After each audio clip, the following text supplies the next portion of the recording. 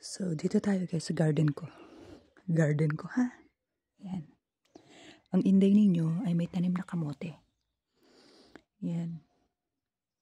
Hindi pa siya sumisibol, nainip na nga ako eh. Tapos ito, pechay. Tapos nagtanim ako dito ng uy, sili. Uy, nabuhay yung aking aking sitaw. Galing sa kaibigan ko. Uy, may sumibol dito. Di ko alam kung ano yan. Tapos ito, mga buto ng sili. Dati pa yan, may ilang taon nang nakalipas. Tapos ito, hinako yung boses ko sa kibitaw doon sa may kabilang bahay. Tapos ito, hindi ko alam kung kangkong ba to. Yan. Kangkong yan, kangkong. May kumakain ng may kumakain ng pechay. Putik, hindi ko alam kung ano yun.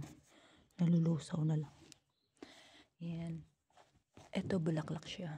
Ito, garlic. Ito ay onions.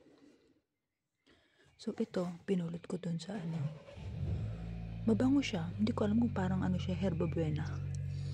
Pinulot ko. Ang pinal kasi ng ito mga punla-punla ko na to. Nung ko pa yan?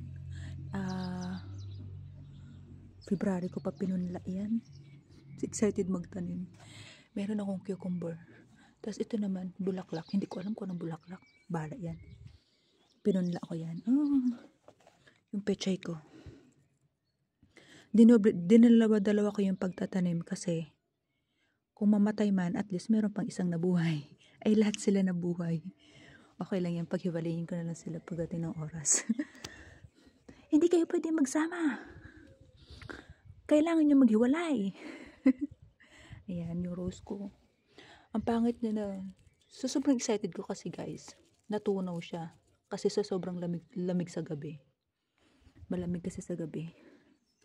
Ayan. Yung pak choy. Yan o. Pinutol ko lang siya. Tapos tinanim ko ulit. Nagkaano siya. Yan. Sari-sari yung mga pananim. May nakikita ko yung mga buto-buto. Ayan. Buto-buto ng bulaklak yan. Nung mga nakaraang taon pa. Ayan. Ang ganda sana ng rose, bulaklak. Kasi nga malamig sa gabi. Kaya ayan. Ayan. Pinagsisingitan ko ng mga pechay. Pechay. Ay, patatas. May sumibol na buto. Hindi ko alam kung ano yan. Malaman ko na lang yung pagdating ng panahon.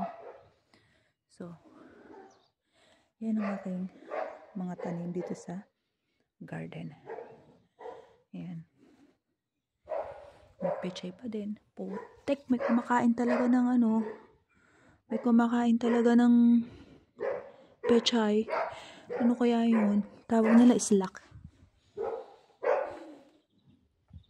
Yan.